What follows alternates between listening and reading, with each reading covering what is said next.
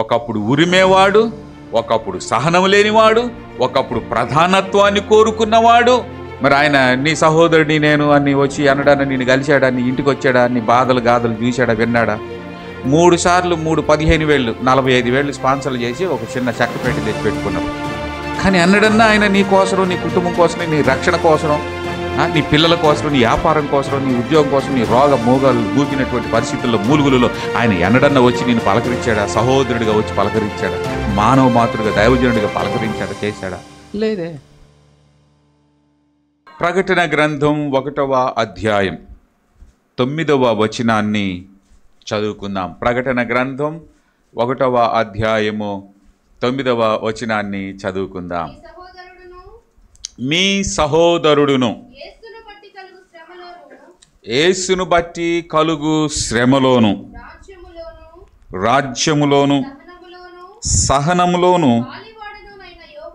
పాలివాడనునైన యోహానను నేను దేవుని వాక్యము నిమిత్తమును యేసును గూర్చిన సాక్ష్యము నిమిత్తమును పద్మాసు ద్వీపమున పరవాసినైతిని. దేవునికి మహిమ కలుగును గాక. హల్లెలూయా. ఈరోజు మనం నేర్చుకునే అంశం, ఎంత తగ్గించుకుంటే అంత ఆశీర్వాదం.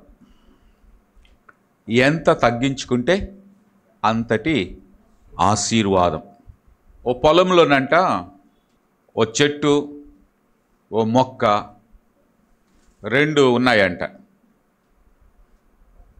చెట్టట మొక్కను చూసి ఎప్పుడు ఎగతాళి చేస్తూ ఉంటుందట.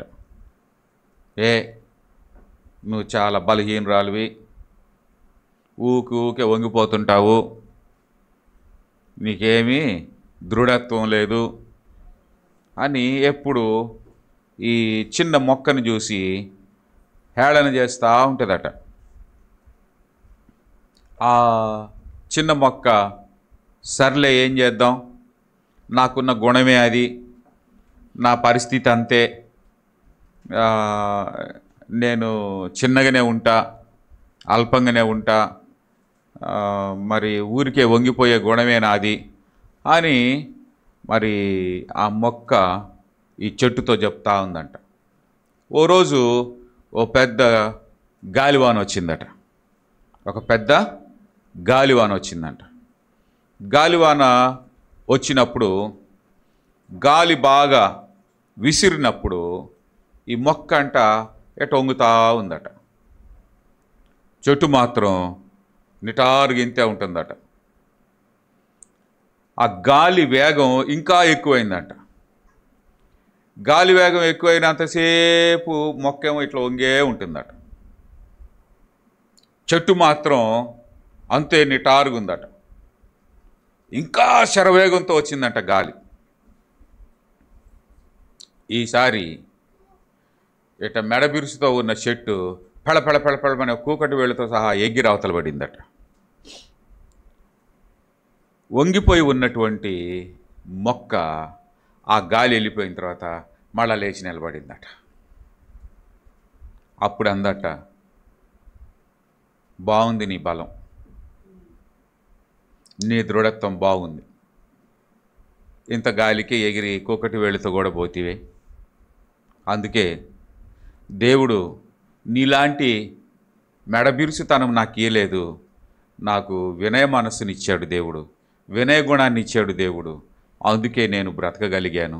ఎంత గాలి వాన వచ్చినా ఆ గాలి అలాగున నేను తల వంచాను కాబట్టి అది నా పైనుంచి అలాగే వెళ్ళిపోయింది. ఆ వాన నేను అలాగున తల వంచాను కాబట్టి అలాగా ఈదురుగాలులు, ఈదురు వర్షం అంతా కూడా అలా కొట్టుకొని పోయింది, నేను బ్రతకగలిగాను అని చెప్తుందంట. ప్రియ దేవుని బిడ్డలారా, ఈ రోజున మనం చదువుకున్నటువంటి ఈ లేఖన భాగంలో యోహాన్ అంటాడు, తనను తాను నేను మీ సహోదరుడను అని అంటున్నాడు. నేను మీ సహోదరుడను అని చెప్తా ఉన్నాడు. యోహాను మరి తనను తాను సహోదరుడైనట్లుగా ఈ సంఘాలన్నిటికీ పరిచయం చేసుకుంటా ఉన్నాడు. మరి ఒకప్పుడు ఈ యోహాను వీళ్ళంతా శిష్యులంతా కూడా ఎలాగున ఉన్నారు, వాళ్ళకి ఏం పేర్లు పెట్టబడ్డాయి అని అంటే యేసు ప్రభు వారి శిష్యులు అని, లేకపోతే యేసు ప్రభు వారికి వాళ్ళు సహోదరులని వాళ్ళకి నామకరణం చేయబడింది. యోహాను శుభవార్త 20వ అధ్యాయము 17వ వచనములో ప్రభువు ఈ యోహానును, యాకోబును, పేతురును ఇంకా మిగిలిన శిష్యవర్గం అంతటిని కూడా ఆయన యేసుక్రీస్తు మరి వారందరూ కూడా తనకు సహోదరులు అని నామకరణం చేసినట్లుగా మనం చూస్తాం. ఆయన లేచి యేసు ఆమెతో నేనింకా తండ్రి యొద్దకు ఎక్కిపోలేదు గనుక నన్ను ముట్టుకొనవద్దు, అయితే నా సహోదరుల యొద్దకు వెళ్ళి నా తండ్రియు మీ తండ్రియు నా దేవుడును మీ దేవుడునైనా వాని యొద్దకు ఎక్కిపోవచ్చున్నానని వారితో చెప్పమనెను. దేవునికి మహిమ కలుగును గాక. యేసు ప్రభువారు పునరుత్థానుడై మగ్దలేని మరియకు కనబడినప్పుడు మగ్దలేని మరియతో ప్రభు తన మిగిలినటువంటి శిష్యులందరినీ కూడా ఏమని చెప్తూ ఉన్నాడంటే, నీవు వెళ్ళి నేను పునరుత్థానుడనయ్యాను, నేను మరణించి తిరిగి జీవముతో లేచాను అని మిగిలినటువంటి నా సహోదర సహోదరులందరికీ తెలియజేయి అని చెప్తా ఉన్నాడు. ఆమేన్. అంతకు ముందంతా వీళ్ళు యేసు ప్రభు యొక్క అనుచరులు, ద ఫాలోవర్స్ ఆఫ్ జీసస్ అని అన్నారు. అంతకుముందంతా వీళ్ళని యేసు శిష్యులు, ద డిసైపుల్స్ ఆఫ్ జీసస్ అన్నారు. But they never called as brothers. యేసయ్య పునరుత్థానుడైన తరువాత వారిని సహోదరులు అని నామకరణం చేశాడు. హల్లెలూయా. ఆ నామకరణాన్ని యోహాను తన జీవితంలో మర్చిపోలేదు. అయితే యేసయ్య వాళ్ళకి ఈ నామకరణం చేయడానికంటే ముందు ఒకప్పుడు ఈ శిష్యుల యొక్క గుణాలు, వాళ్ళ లక్షణాలు, వాళ్ళకి యేసయ్య పెట్టిన బిరుదు ఏంటో తెలుసా? మార్కు రాసినటువంటి శుభవార్త 3వ అధ్యాయము 16-17 వచనాలు గనక చదివితే, యేసు ప్రభువారు ఈ శిష్యులు తనతో ఉండడానికి ఏర్పాటు చేసుకున్నప్పుడు ఆ ఏర్పాటు చేసుకున్నటువంటి వాళ్ళ పేర్లు చెప్పేటప్పుడు ఈ యోహాను మరి ఆయన శిష్యుడైనటువంటి జబదయి కుమారులను గురించి, పేతుల గురించి ప్రభు అక్కడ వారికి ఒక బిరుదు పెట్టాడు. చదువుదాం ఆ మాట. వారెవరనగా ఆయన పేతురు అనేటువంటి పేరు పెట్టబడిన సీమోను, జబదయి కుమారుడగు యాకోబు, అతని సహోదరుడగు యోహాను, వీరిద్దరికి ఆయన ఏమని పేరు పెట్టాడంట? బోయనెసగ్గరు అని పేరు పెట్టాడట. ఏమని పేరు పెట్టాడు?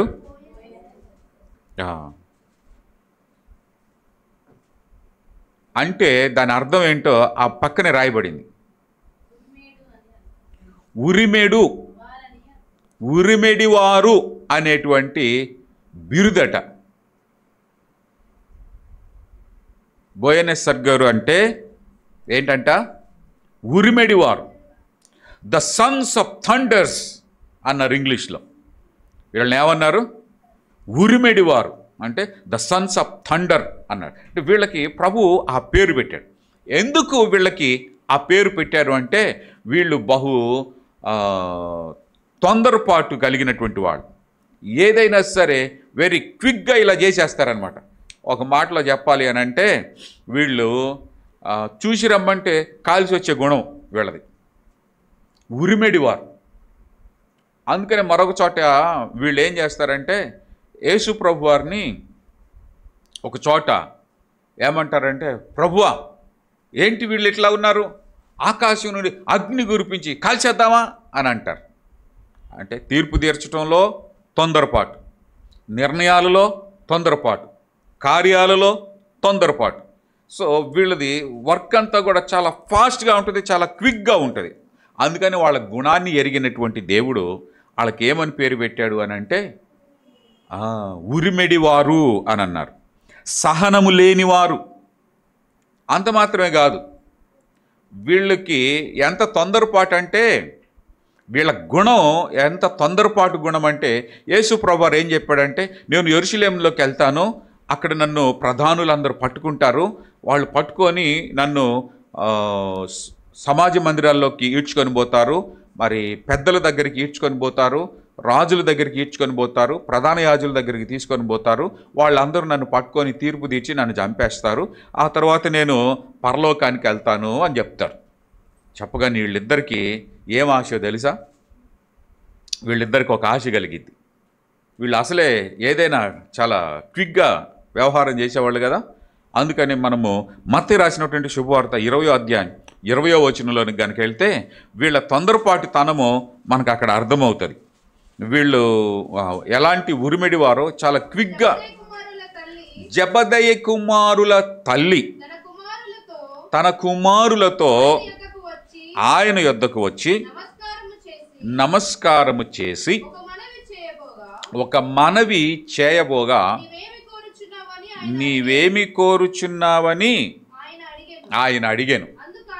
అందుకామె, నీ రాజ్యమందు ఈ నా ఇద్దరి కుమారులలో ఒకడు నీ కుడివైపునను ఒకడు నీ ఎడమ వైపునను కూర్చుండ సెలవిమ్మని ఆయనతో అనెను. చూడండి, ఇట్లా ఎలాంటి వాళ్ళు వీళ్ళు రికమెండేషన్ క్యాండిడేట్లు. వీళ్ళు దారి మధ్యలో యెరూషలేంకి వెళ్ళే లోపే మధ్యలో ఎప్పుడు తప్పించుకొని వెళ్ళారో వాళ్ళ ఇంటికి వెళ్ళిపోయారు.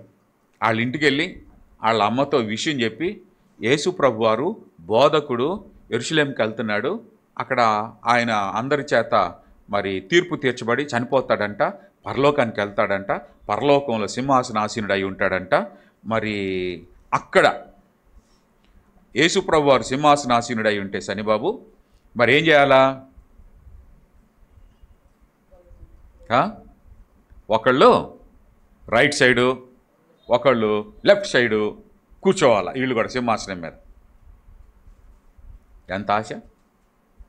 అమ్మా నువ్వేం చేస్తావంటే, యేసు ప్రభువారి దగ్గరికి వెళ్ళి, ఇదిగో అక్కడ మేమిద్దరం, ఒకళ్ళు రైట్ సైడు ఒకళ్ళు లెఫ్ట్ సైడ్ కూర్చోవాలి, మేమిద్దరమే యేసు ప్రభువారి దగ్గర, మేము రైట్ లెఫ్ట్గా ఉండాలి ఆయనకి. వెళ్ళి నువ్వు కొంచెం రికమెండ్ చేయి, ఆ సీటు మనకి ఇచ్చేలాగా రిజర్వ్ చేసేలాగా చెప్పు కదా. అంటే నిర్ణయాలు అంత తొందరగా తీసుకునేవాళ్ళు, కోరికలు కూడా అంత తొందరగా బయట పెడతారు. ఇలాంటి వ్యక్తి ఇప్పుడు ఏమంటున్నాడంటే, నేను మీ అందరితో సమానుడను. హల్లెలూయా. ఒకప్పుడు ఉరిమేవాడు, ఒకప్పుడు సహనం లేనివాడు, ఒకప్పుడు ప్రధానత్వాన్ని కోరుకున్నవాడు, ఇప్పుడు ఏమంటున్నాడంటే అన్నిటిని పక్కన పెట్టేసి ఇప్పుడు నేను మీ సహోదరుడను అని అంటా ఉన్నాడు. హల్లెలూయా. అంతగా తనను తాను తగ్గించుకొని అందరితో తాను ఈక్వల్ అంటున్నాడు. I am not something. ఏంటి? ఐ యామ్ నాట్ సంథింగ్, నేనేదో ప్రత్యేకమైన వ్యక్తిని, ఐ యామ్ స్పెషల్ పర్సన్ అని ఇట్లాంటి స్పెషలైజేషన్ ఏమి చెప్పట్లేడు.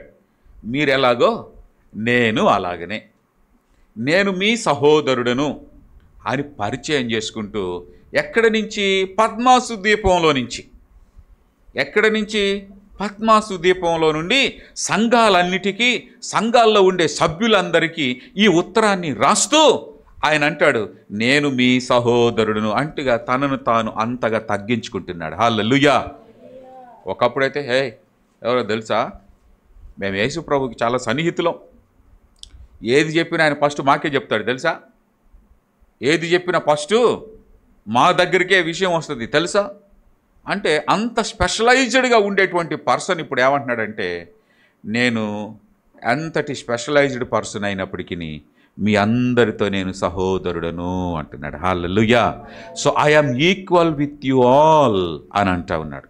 లెంట్ డేస్లో మనం నేర్చుకోవాల్సింది అదే. యోహాను జీవితంలో నుంచి మనం నేర్చుకునే అనుభవ పాఠం ఏంటంటే, మనం ఎంతటి వారమైనా మనము అందరమును దేవుని దృష్టిలో సమానులము. ఆమేన్. హల్లెలూయా. పౌలు భక్తుడు ఇలాగున తనను తాను తగ్గించుకుంటాడు.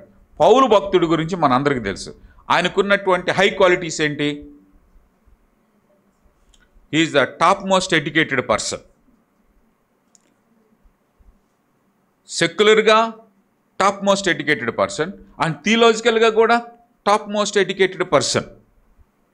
And he has both citizenships, Roman citizenship and the Jewish citizenship. And another thing, ఆయన ఇజ్రాయేలీయుడు, బెన్యమీను గోత్రికుడు. ఇన్ని క్వాలిటీస్, అందరిలో కల్లా హైయెస్ట్ పర్సన్. కానీ యేసు ప్రభువారు తనని దర్శించినాక, యేసు ప్రభువారు ఆయనతో మాట్లాడిన తరువాత, ఆయనకున్నటువంటి అదేమంటారు, కళ్ళు నెత్తికెక్కిని అంటారే, అంటే తనకున్నటువంటి క్వాలిటీస్ వలన కళ్ళు నెత్తికెక్కి ఎవ్వరు కనపడతలేరు, నేనే అనుకుంటా ఉన్నాడు. అందుకని దేవుడు ఏం చేశాడు తెలుసా? ఆకాశం నుండి ఒక మహా గొప్ప వెలుగు. పగలు సూర్యుడిని చూడగలుగుతావా? 10 గంటలు అప్పుడు సూర్యుడి కళ్ళల్లో కళ్ళు పెట్టి చూస్తావా? చూడలేవు. కానీ ఆ సూర్యుని వెలుగు కంటే గొప్ప వెలుగుతోటి దేవుడు ఆయనను దర్శించి గుడ్డోని చేసేసాడు. అప్పుడు నెత్తికెక్కిన కళ్ళన్నీ కిందికి వచ్చినాయి. హల్లెలూయా. అప్పుడప్పుడు కొంతమంది కళ్ళజోడు తీసి ఏడ పెడతారు కదా, అంటే అదేదో సౌకర్యం కోసం పెట్టచ్చు. కానీ కొంతమంది కంటికి పెట్టుకోరు, ఇక్కడే పెట్టుకొని తిరుగుతూ ఉంటారు. ఈ పౌలు భక్తుడి యొక్క కళ్ళు అలాగే ఎక్కిన నెత్తికి, అక్కడికి ఎక్కిన నెత్తికి ఎక్కిన కళ్ళు దేవుడు దర్శించగానే దెబ్బకి ఏమైనాయి? నార్మల్ అయినాయి, మూయబడి నార్మల్ అయినాయి. అప్పుడు నేను గొప్పవాణ్ణి గాను, నేను జ్ఞానవంతుని గాను, నేను విద్యావేత్తని గాను, వేదాంతవేత్తని గాను, నేను మీతో అందరికంటే కూడా అల్పుడను అని అనుకుంటాడు. హల్లెలూయా. ఏ ఏ విషయాల్లో అల్పుడు? కొరింథీ సంఘానికి ఉత్తరం రాశాడు.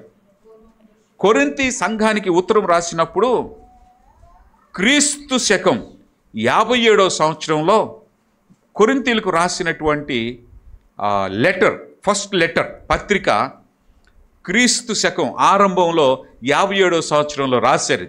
ఆ రాసినప్పుడు మొదటి కొరింథీలకు రాసిన పత్రిక 15వ అధ్యాయము 9వ వచనంలో ఈ మాట రాస్తాడు. నేను అపోస్తుల అందరిలో తక్కువ వాడను. ఆమేన్. ఏమంటున్నాడు? అపోస్తులు ఎట్లాంటి వాళ్ళు? వాళ్ళలో ఎవరికైనా ఎడ్యుకేషన్ ఉందా? అపోస్తులు ఎట్లాంటి వాళ్ళు? పామర్లు, చేపలు పట్టుకునేవాళ్ళు, ఇంకెట్లాంటి వాళ్ళు? జాలర్లు అంటారు కదా వాళ్ళని. జాలర్లు, పామరులు, విద్య లేనివారు జాలర్లు. ఇప్పుడు అంత హైలీ ఎడ్యుకేటెడ్ పర్సన్ ఇప్పుడు ఏమంటున్నాడు తెలుసా? ఓ నాయన, నేను మీకంటే ఇంకా తక్కువ వాడిని నాయన. నా జ్ఞానం కానీ, నా తెలివి కానీ, నా వివేచన కానీ, నాకున్నటువంటి క్వాలిటీస్ అన్నీ కూడా మీతో పోల్చుకుంటే ఐఎమ్ నథింగ్, నేను మీకంటే చాలా చిన్నోడిని అంటున్నాడు. హల్లెలూయా. తనను తాను అంతగా తగ్గించుకుంటూ ఉన్నాడు. దేవునికి మహిమ కలుగును గాక. అపోస్తులందరిలో కల్లా నేను అల్పుడను అని అంటున్నాడు. ఇప్పుడు ఏమంటున్నాడు? నాకు యేసు ప్రభు డైరెక్ట్గా కనిపించాడు తెలుసా, ఆయన నాకు డైరెక్ట్గా దర్శనం ఇచ్చాడు తెలుసా, ఆయన నాతో డైరెక్ట్గా మాట్లాడాడు తెలుసా అని కాలర్ ఎగరేయటల్లా. ఇప్పుడు ఏమంటున్నాడు తెలుసా? మీ అందరికంటే కూడా నేను చాలా అల్పుడను. అంటే అపోస్తలులు, ఇంకొక మాటలో చెప్పాలంటే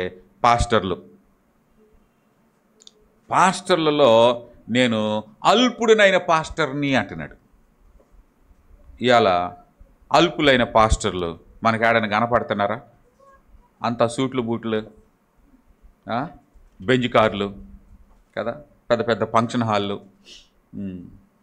సో మరి వాళ్ళు మామూలుగా వచ్చి నేను మీ సహోదరుని అన్నితో కలుస్తారా? ఒక పెద్ద పాస్టర్ ఉన్నాడు, ఆయనతో ఫోటో దిగాలంటే 8,000 అండి. శేటు గారు 8,000 పెట్టారు.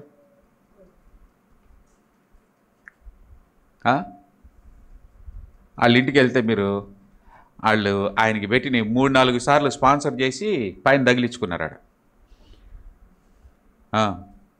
పెద్ద మనిషి, పెద్ద పాస్టర్. మరి ఆయన నీ సహోదరుడిని నేను అని వచ్చి అనడాన్ని, నేను కలిశాడా, నీ ఇంటికి వచ్చాడా, నీ బాధలు గాథలు చూశాడా, విన్నాడా? 3 సార్లు 15,000 45,000 స్పాన్సర్లు చేసి ఒక చిన్న చెక్కపేట తెచ్చి పెట్టుకున్నారు. సరే, మంచిది, సంతోషం, స్పాన్సర్ చేయడంలో తప్పేం లేదు. కానీ అన్నడన్నా ఆయన నీ కోసం, నీ కుటుంబం కోసం, నీ రక్షణ కోసం, నీ పిల్లల కోసం, నీ వ్యాపారం కోసం, నీ ఉద్యోగం కోసం, నీ రోగ మూగినటువంటి పరిస్థితుల్లో మూలుగులలో ఆయన ఎన్నడన్నా వచ్చి నేను పలకరించాడా? సహోదరుడిగా వచ్చి పలకరించాడా? మానవ మాతృగా, దైవజనుడిగా పలకరించాడా? చేశాడా? లేదే. పౌలు ఏమంటాడో తెలుసా? అన్ని సంఘాలు కట్టినవాడు, ఇవాళ top most, senior most, hi fi wifi pastors అని చెప్పుకునేటువంటి వాళ్ళకంటే కూడా ఆయన ఇంకా గొప్పోడు. ఆయన స్థాపించినన్ని సంఘాలు ఇవాళ ఎవరు స్థాపించలేదు. ఆయన ఇప్పుడు ఏమంటున్నాడంటే, నేను మీ అందరికంటే అల్పుడను, తక్కువవాడను అంటున్నాడు. తగ్గించుకునే తత్వం మనకు ఉండాలి. ఆమేన్. అందుకనే కొన్ని పునాది సత్యాలు మనం నేర్చుకోవాలి. రోజు చెప్తా ఉన్నాను నేను. ఏమని చెప్తున్నాను రోజు? ఒకళ్ళనొకళ్ళు హత్తుకోండి అంటే ఏం పిచ్చిరా ఈ పాస్టర్ గారికి కొత్త పిచ్చి పట్టినట్టుందని అనుకుంటా. ఎందుకండి? కొత్త పిచ్చి కాదు అది. నిన్ను నీవు తగ్గించుకొని, చిన్నోడని లేదు, పెద్దోడని లేదు, ముసిలోడని లేదు, ముతకోడని లేదు, పండితుడని లేదు, పామురుడని లేదు, జాబ్ హోల్డర్ అని లేదు, లేకపోతే ఏదో కూలి పని చేసుకునేవాడని లేదు. అందరము ఒకరినొకరము క్రీస్తు ప్రేమతో హత్తుకొని సహోదర సహోదరులము. హల్లెలూయా. ఇదేదో ఈ లెంట్ డేస్లోనే వరకు కాదు, ఇక మీదట ప్రతి ఆదివారం కూడుకున్నప్పుడల్లా మనం అలా కలుసుకోవాలా, అలా హత్తుకోవాలా. ఆమేన్. యోహాను అదే అంటాడు, నీవు నేను మనందరం సహోదర సహోదరులము. హల్లెలూయా. సో నేనేమి పెద్ద పాస్టర్ని, సీనియర్ మోస్ట్ పాస్టర్ని కాదు, మీ అందరికంటే అల్పుడిని అంటాడు. కానీ వాస్తవానికి వీళ్ళందరితో పోలిస్తే ఈయనే టాప్ మోస్ట్,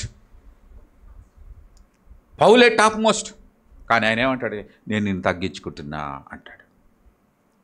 ఇంకా నెక్స్ట్ ఏంటంటే, ఎఫెసీ సంఘానికి ఒక ఉత్తరం రాస్తాడు. ఎఫెసీ సంఘానికి ఒక ఉత్తరం రాస్తాడు.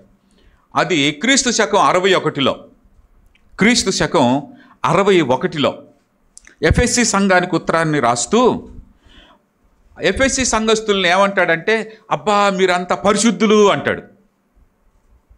సహోదరులు కాస్త ఇప్పుడు ఏమయ్యారు? పరిశుద్ధులు అయ్యారు. పరిశుద్ధులలో ఇప్పుడు ఏమంటాడో తెలుసా? ఆ పరిశుద్ధులలో కూడా నేను అల్పుడను అని అంటాడు. హల్లెలూయా. ఎఫెసీలకు రాసిన పత్రిక 3వ అధ్యాయము 11వ వచనం. ఎఫెసీలకు రాసినటువంటి పత్రిక 3వ అధ్యాయము 11వ వచనం, దాదాపు లాస్ట్ లైన్లో అనుకుంటాను ఉంటుంది. పరిశుద్ధులందరిలో అత్యల్పుడనైనటువంటి నాకు ఆ కృప అనుగ్రహించెను. దేవునికి మహిమ కలుగును గాక. దేవుడు పరిశుద్ధులందరికీ కృపనిచ్చి తన కృప చేత అందరిని పరిశుద్ధులుగా చేశాడు. ఇప్పుడు ఏమంటున్నాడు తెలుసా? ఆ పరిశుద్ధులలో నేను అల్పుడను, లీస్ట్ పర్సన్ని, నేను అతి అల్పుడను, అల్పులలో కూడా అల్పుడను. మనకి గవర్నమెంటు కొన్ని రేషన్ కార్డు సిస్టమ్ పెట్టింది. ఎన్ని రేషన్ కార్డులు ఎన్ని రకాలు? Pink, white. వైట్ ఉంటే ఏందన్నట్టు? లేనోళ్ళు. ఆ వైట్లో కూడా మళ్ళీ కేటగిరీలు ఉన్నాయి. బీపీఎల్, బిలో పావర్టీ లెవెల్ ఉంది. అంటే బీదలలో కూడా అతి బీదలు, అతి బీదలలో నుంచి ఇంకా కిందికి వస్తే దరిద్రులలో కూడా ఒక రేఖ పెట్టేశాడట. దారిద్ర్యత అనేటువంటిది ఏదైనా ఉందంటే దానికి ఒక గీత, ప్రమాణిక గీత గీశాడంట. అంటే ఆ ప్రామాణికత కంటే కూడా ఇంకా కిందికున్న వాళ్ళని దారిద్ర్య రేఖకు దిగువనున్న వాళ్ళు అని అంటారు. ఇప్పుడు ఈయనేంటో తెలుసా, పరిశుద్ధులకి అట్లాంటి కేటగిరీలు ఉంటే ఆ పరిశుద్ధులలో కూడా నేను ఎట్లాంటి పరిశుద్ధుడినో, బీపీఎల్ కంటే ఇంకా కింద ఉన్నవాడిని అని అంటాడు. కొంతమంది మేము పరిశుద్ధులని తెలుసా, మేము నీతివంతులని తెలుసా, మేము యథార్థవంతులని తెలుసా అని ఇట్లాగా గొప్పలు చెప్పుకునేటువంటి పరిశుద్ధులు ఎవరైతే ఉన్నారో వాళ్ళకంటే కూడా ఏమంటున్నారో తెలుసా, అయ్యా మనందరం పరిశుద్ధులమే, కానీ ఆ పరిశుద్ధులలో కూడా నేను చాలా అల్పుడను అంటాడు. అంటే తనను తాను పరిశుద్ధులలో కూడా తనను తాను తగ్గించుకుంటున్నాడు. ఆమేన్, హల్లెలూయా, హల్లెలూయా. ఆ తర్వాత ఓ పాస్టర్ గారు, సంఘాన్ని నడిపించే పాస్టర్ తిమోతి అని ఒక ఆయన ఉన్నాడు. ఆయనకు ఒక ఉత్తరం రాశాడు. ఎప్పుడు రాశాడు అంటే క్రీస్తు శకం 66లో రాశాడు. క్రీస్తు శకం 66లో రాశాడు. మొదటి తిమోతిలకు రాసినటువంటి పత్రిక 1వ అధ్యాయము 15-16 వచనాలు. 15-16 వచనాలు. ఎస్ నమ్మదగినదియు పూర్ణ అంగీకారమునకు యోగ్యమునై ఉన్నది. అట్టి వారిలో నేను ప్రధాన పాపిని, పాపులందరిలో నేను ప్రధాన పాపిని. ఏమంట? ప్రధానుడును. పాపుల్లోకి వచ్చేటప్పటికి నేను ప్రధానుడును అని అంటాడు. అంటే సంఘంలో కొంతమంది పాపులు ఉన్నారు, కొంతమంది దేవుని విధానాలలో దేవుని కృపకు పాత్రులు కానటువంటి పాపులు ఉన్నారు కొంతమంది. ఇప్పుడు ఏమంటాడో తెలుసా, సంఘాన్ని హింసించినందున, సంఘాన్ని పాడు చేసినందున, సంఘాన్ని ఘోరమైనటువంటి హింసకు గురి చేసినందున నేను పాపులలో ప్రధానుడను అంటాడు. ఇందాక మనం ప్రార్థన చేసేటప్పుడు అమ్మగారు మరి ఎవరో ప్రార్థన చేసేటప్పుడు అన్నాడు, సంఘంలో మనం ఉన్నప్పుడు సంఘాన్ని చెదరగొట్టే వారంగా, సంఘాన్ని చీల్చేవారంగా, సంఘంలో వ్యతిరేకమైనటువంటి ఆలోచనలు ప్రణాళికలు కలిగిన వారంగా మనం ఉండకూడదు. ఒకవేళ ఉంటే మనం ఏ లిస్టులో చేరతామంట, సంఘమును చెరిచినటువంటి పాపులలో ప్రధాన పాపుల లిస్టులోనికి చేరతాం. పౌలు భక్తుడు అదే అంటాడు. అందులోకి వచ్చేటప్పుడు నేను ప్రధాన పాపిని, అందుకే ప్రభు నాకు కృపనిచ్చి నన్ను రక్షించి పాపుల లిస్టులో నుంచి నన్ను తీసేసి ఇప్పుడు నన్ను పరిశుద్ధుల లిస్టులోనికి పెట్టాడు. పరిశుద్ధుల లిస్టులో నుంచి ఇంకొక మెట్టు పెంచి నన్ను అపోస్తుల లిస్టులోనికి పెట్టాడు అని అంటాడు. తగ్గించుకుంటే, ఎంత తగ్గించుకుంటే అంతటి ఆశీర్వాదము. ఆమేన్. అందుకని రోమా సంఘానికి రాస్తూ ఏమంటాడు అని అంటే, వాళ్ళని బ్రతిమలాడుకుంటూ వాళ్ళకి ప్రత్యేకంగా నేను మిమ్మల్ని బ్రతిమలాడుకుంటున్నా అంటాడు. రోమిలకు రాసిన పత్రిక 12వ అధ్యాయం 3వ వచనం. దేవుడు తనను తాను ఎంచుకొనదగిన దానికంటే ఎక్కువగా ఎంచుకొనక, దేవుడు ఒక్కొక్కనికి విభజించి ఇచ్చిన విశ్వాస ప్రమాణ ప్రకారము తాను స్వస్థ బుద్ధి గలవాడగుటకై తగిన రీతిగా తన్ను ఎంచుకొనవలెనని నాకు అనుగ్రహింపబడిన కృపను బట్టి మీలో ఉన్న ప్రతి వానితోనూ చెప్పుచూ ఉన్నాను. దేవునికి మహిమ కలుగునుగాక. రోమా సంఘం మనందరికీ తెలుసుగా ఎట్లాంటిది. రోమా సంఘం జ్ఞానంలో, క్రీడల్లో విశ్వవ్యాప్తమైనటువంటివన్నీ కూడా ఆల్ యూనివర్సిటీస్ అన్నీ అక్కడనే ఉన్నాయి. అంటే అక్కడ ఉండేవాళ్ళు అంతటి జ్ఞానవంతులు, విద్యావేత్తలు, తత్వవేత్తలు, తర్కవాదులు, రకరకాలైనటువంటి క్రొత్త ప్రతిపాదనలన్నీ తీసుకొని వచ్చేటువంటి వాళ్ళు. సో వాళ్ళు అంత గర్వంగా చెప్పుకుంటారు. ఇప్పుడు ప్రస్తుతం మనం కనుక అమెరికా గురించి, అబ్బా వాళ్ళు చాలా గొప్పోళ్ళు, వాళ్ళ దగ్గర ఏదైనా ఫస్ట్ అక్కడే అన్నీ జరుగుతాయి, అన్నీ అక్కడే కనుగొంటారు వాళ్ళే అని చెప్పి ఎలాగనో మనము ఎవరైనా సరే ఎక్కడికి వెళ్ళాలని కోరుకుంటారు? ఈడ చదువు అయిపోగానే ఎక్కడికి పోవాలంటారు? చదువు అయిపోగానే అమెరికా పోవాలని కూర్చుంటారు. ఈ క్రీస్తు శకం ఆరంభంలో ఆ రోజుల్లో ఎవరైనా సరే చదువుకున్న వాళ్ళు ఉన్నారు అంటే, అంత ఇంత కొంచెం చదువుకున్న వాళ్ళు అంటే ఇంకా హయ్యర్ స్టేటస్కి వెళ్ళాలి అని అంటే, వాళ్ళ లైఫ్ వాళ్ళ స్టాండర్డ్స్ పెంచుకోవాలని అంటే రోమ్కి వెళ్ళాలా. ఎక్కడికి వెళ్ళాలా? అమెరికాకి వెళ్ళాలి అన్నట్లుగా ప్రతి ఒక్కడు నేను రోమాకి వెళ్ళాలా, రోమాపట్నంకి వెళ్ళాలా, రోమాకి వెళ్ళాలా, రోమా నగరానికి వెళ్ళాలా అని చెప్పేసి ఒకటే అదే ధ్యాస మీద ఉంటారు. గనుక అక్కడ ఉండేటువంటి అంత జ్ఞానవంతులైన వాళ్ళందరికీ ఏమంటున్నాడు తెలుసా? ఒరే నాయనలారా, మీరేం చేయాలి తెలుసా? మీరు ఎంత హెచ్చించుకోవాలో అంతే హెచ్చించుకోండి, అంతకంటే ఎక్కువగా హెచ్చించుకోకండి. ఎంచుకొనదగిన దానికంటే ఎక్కువగా ఎంచుకోవద్దు. ఎందుకంటే ప్రభువు ఒక్కొక్కళ్ళకి ఒక్కొక్క రకమైన విశ్వాస పరిమాణమును బట్టి వాళ్ళకి కొలత చొప్పున వాళ్ళకి ఏమైతే ఇచ్చాడో దాని ప్రకారంగానే మీరు స్వస్థ బుద్ధి గలవారగుటకై తగిన రీతిగా ఎంచుకొనవలెనని, తగిన రీతిగా మనం ఎంచుకోవాలి. అందుకే ప్రారంభంలో చెప్పాగా, చెట్టు నేను బలము, నేను దృఢం, నన్ను దట్టేవాళ్ళు లేరు అని అంటే గాలివాన వచ్చి కొట్టగానే కూకటి వేళ్ళతో కూడా ఎగిరి పడిపోయింది.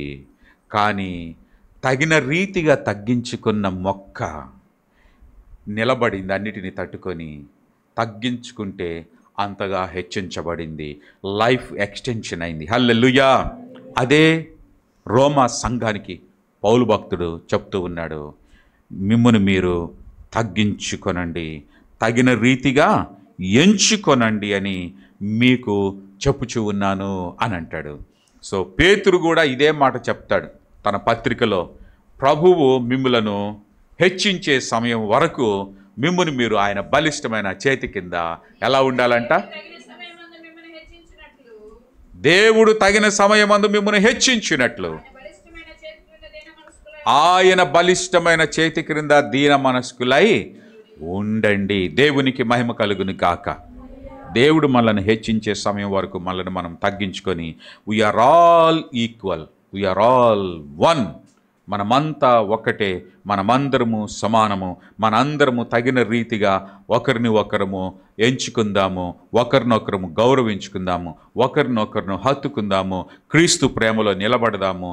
క్రీస్తు అగ్ని మనలో కలిగి, పరిశుద్ధాత్మ అగ్ని అభిషేకము అందరమును కలిగి క్రీస్తులో మనం వెలిగించబడదాం.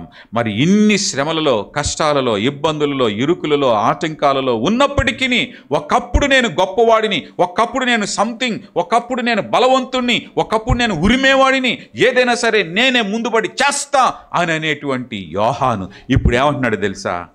నేను సంథింగ్ కాదు, నేను మీతో సమానుడిని అని అంటూ ఉన్నాడు. హల్లెలూయా, హల్లెలూయా. ఆ మనస్సు మనం కలిగి ఈ భూమి మీద బ్రతుకుదాం. ప్రభు మన అందరికీ కృప అనుగ్రహించును కాక, తగ్గింపు మనసు అనుగ్రహించును కాక, ఎంచుకొనదగినంతగా తగిన రీతిగా ఎంచుకొనుటకు కృప అనుగ్రహించును కాక. ఆమేన్. ఎంత తగ్గించుకుంటే అంతటి ఆశీర్వాదం. మరి ఈరోజు మన లైఫ్ ఎట్లా ఉంది? మన జీవితం ఎట్లా ఉంది? మన ఆలోచనలు ఎట్లున్నాయి? మన క్రియలు ఎట్లా ఉన్నాయి? మన తలంపులు ఎట్లా ఉన్నాయి? మనం చేసే పనులు, చెప్పుకునే మాటలు ఎలా ఉన్నాయి?